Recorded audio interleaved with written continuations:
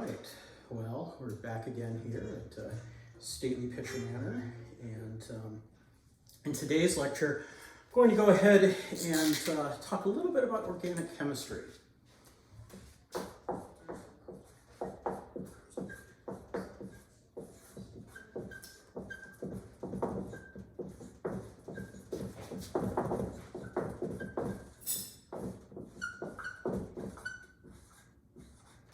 And that's chapter 22, if you're keeping track here.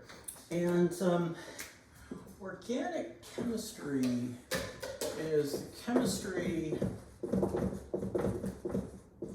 of carbon compounds. All right, so the word organic has a very particular definition as it applies to organic chemistry. Chemistry of carbon compounds. And one of the important things to remember about carbon is that carbon can form 4 bonds.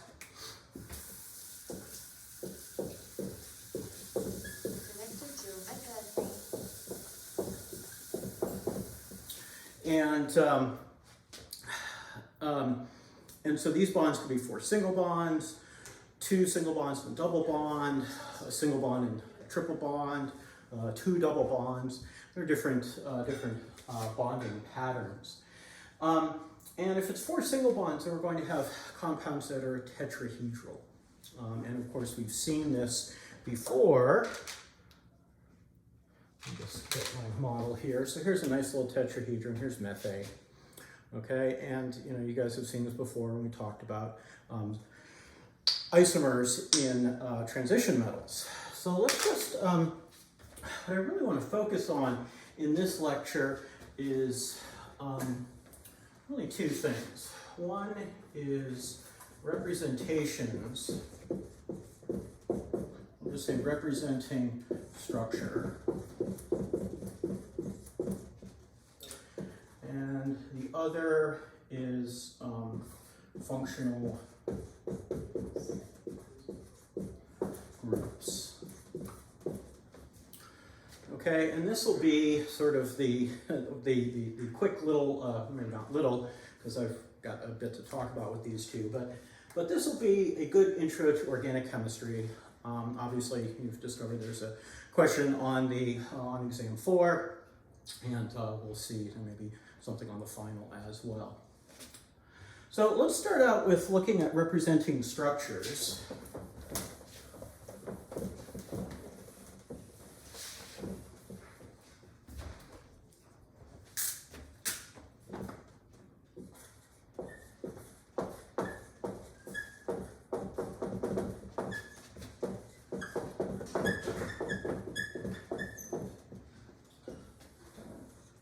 And there are a variety of ways that we can represent structures. So let's just take, for example, this model here, which is butane. Okay, and we could, if we want to, draw our Lewis structure.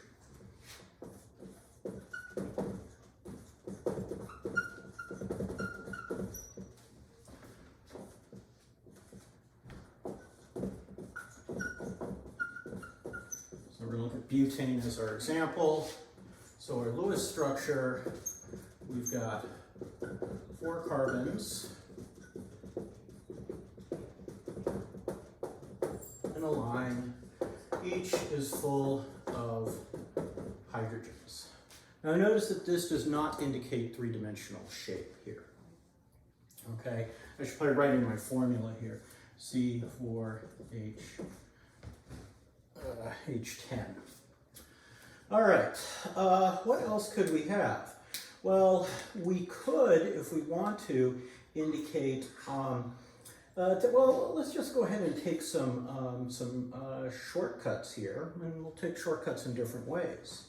So one really easy thing to do is to call the bond line formula. And sometimes this is referred to as the structural formula, or sorry, the skeletal formula, or the line angle formula. It depends on the textbook. And there's butane. Huh? Yeah, so what's going on here is each vertex, each corner, and each end is a carbon. We don't bother to write in a C for carbon. Now, if we had a different atom, what we call a heteroatom, oxygen, nitrogen, sulfur, we would write that in. We also don't show the hydrogens. We say they are implied. So, let me label that here, carbons.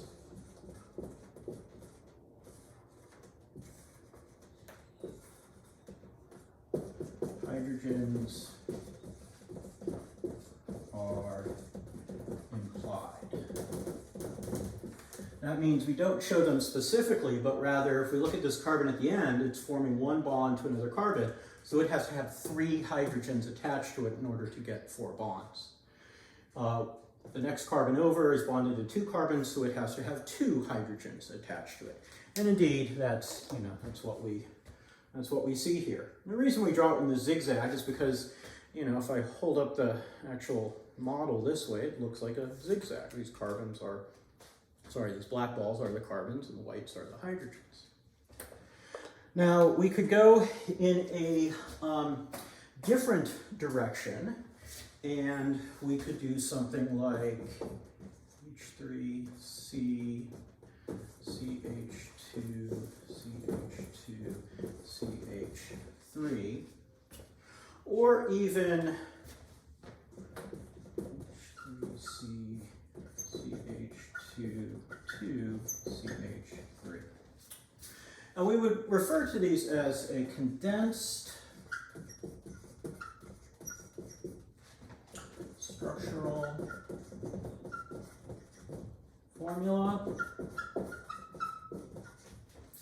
And this one we probably call it an expanded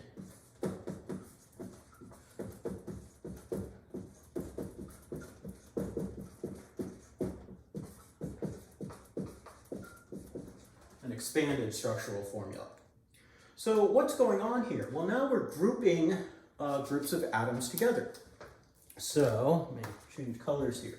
I can look at my first carbon with 3 hydrogens, CH3. I'll call that a methyl group, and that's right there. And then I've got a CH2, and that's right there. And then I've got another carbon with 2 hydrogens, another CH2, and that's there. And then lastly, I've got that guy there. So we're going through the structure and grouping together atoms, and then we can write them out. And in this case, we don't show the single bonds, so the condensed structural formula does not show the single bonds, but we assume that they're there because of the number of bonds we need to have on carbon. And in this case, we've got our CH3, or because it's on the left, I write it as H3C, because, H3C. Anyway, first CH3, then 2 CH2s, 2 of them, and then finally the CH3 there. Now, if we have branches, we could do something similar. And let me make a branch structure here. We'll take a quick look at that. So here's a branched structure. This is 2-methylbutane. And you can see the second carbon in has a branch on it. So this guy, let me go ahead and draw these structures for you. I'll let you copy this down. All right.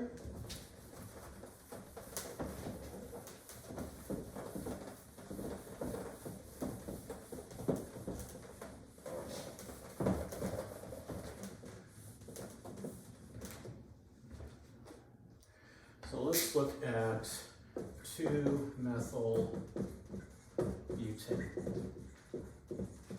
Now its formula is C5H12, but there are multiple isomers, so we could have this branch here, or we could just have everything all in a line, and we call this pentane.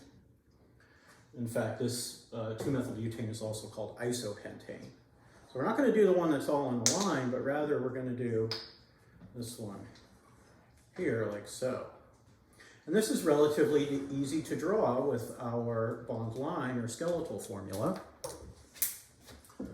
1, 2, 3, 4, there's my butane, carbon 2 has a methyl group. There we go. So now this carbon right there only has one hydrogen on it because it's bonded to 3 other carbons. So it can only have one hydrogen. Now, if I was going to, let's say, draw a condensed structural formula, then, so anyway, this is our bond line. And maybe a condensed, so let's do the expanded structural formula. So I'll have a CH, CH3, CH3, CH2, CH3. This is expanded. And then my condensed, I wouldn't have any of these bonds, so I would say CH3. Well, I've got 2 of them, one attached to that carbon. So 2 CH3s attached to a carbon with 1 hydrogen. So that becomes CH, and then CH2 and CH3. And I'm not going to draw out the Lewis structure because that involves drawing a lot of carbons and hydrogens, which can be time consuming, which is why organic chemists and biochemists, actually all chemists, like to do bond line structures. All right, so let's see here. You can do something similar for double bonds. If an expanded version would show the double bonds, the condensed formula. Let's just look at an example of that. Let's just look at, let's say we had this guy there. I could do CH3, CH, double bond, CH, CH3, or CH3, CH, CH, CH3, like that. And if you start putting these together, you realize that, well, this methyl is attached to, so that carbon has 3 hydrogens and is bonded to that carbon. That carbon's bonded to a hydrogen and then the next carbon. Well, that's not enough things, so there has to be a double bond between the carbons. And that carbon was double bonded to that one, so a 3rd bond's to the hydrogen, 4th one's to that methyl. That has 3 hydrogens on it, plus the carbon makes it 4 bonds, so we're happy. So the thing that you'll need to when you go ahead and work the problem on exam 4, or when you actually take Chem 12A, you'll have to be able to convert back and forth between these types of structures and understand what they represent. All right. Now, you guys can pause, jot this down. All right. And, I'm kind of presenting things a little differently than the text does, just because, well, I've taught organic a lot. Could be the class that I've taught the most here at Chabot, actually, Chem 12B, but the second semester. But, so I'm just presenting things from, my personal, this is Dr. P's view of what is important from chapter 22, organic chemistry, biochemistry, but we're really just talking about organic here. This is stuff I think is important going forward into organic. So this will help you out with when you take 12A. All right, so let's take a look at functional groups. And I'm just going to go through and name a whole bunch of these. So let's we'll say structure, and then we will have let's say condensed structure, and then name. And a functional group is something that gives functionality to a molecule. That is, the presence of a functional group will make a molecule react in a certain way. So one that we saw was double bonds. So we could have a C double bond C, And really there's no condensed structure for that is not really, I mean, we could draw it like, I'm trying to think here. Yeah, it would just be like CC or CH. So I'm just gonna leave that there. We call these alkenes. So that's an alkene. We could have a triple bond, and that's an alkyne. Okay, and these are sites where we'll actually get reactivity as opposed to a regular alkane, which is all single bonds all the time. Let's see, we could have a OH there, which is just OH. That's an alcohol. Let's see here, let's do something like that, and this is attached to the rest of the molecule. I should actually maybe have these guys with other bonds there attached to other parts of the molecule. This is an aldehyde, and this is where we have kind of an interesting condensed structure. It would be CHO. Okay, CHO. So when you see this, you know it's an aldehyde and not an alcohol, which is just OH. We can have a ketone, which is similar to an aldehyde, except instead of a hydrogen, we have a methyl group or some other alkane chain here. And this would be COCH3.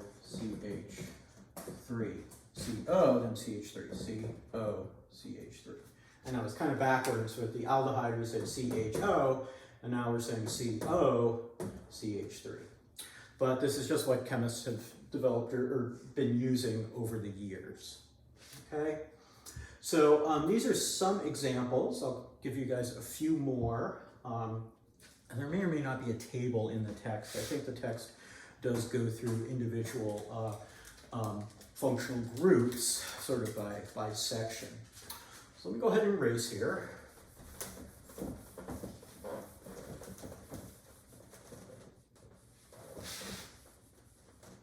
Let's see. We can also have this guy here, which is a carboxylic acid. And this is often written as COOH or CO2H. COOH. Let's see. We could have something like that, which is actually there should only be two. Sorry, I was making a quaternary ammonium salt. Sorry about that. Lone pair there. This is an amine. They're derivatives of ammonia. Let's see, we can also have an amide.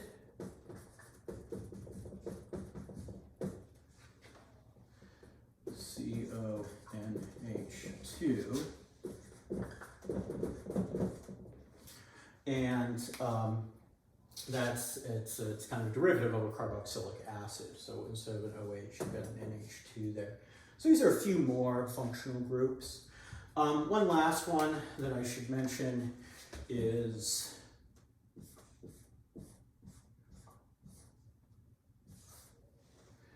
let me actually, yeah, we'll leave it like that. So C6H5. So here, if we have a benzene and it's attached to something else, we call this a phenyl group.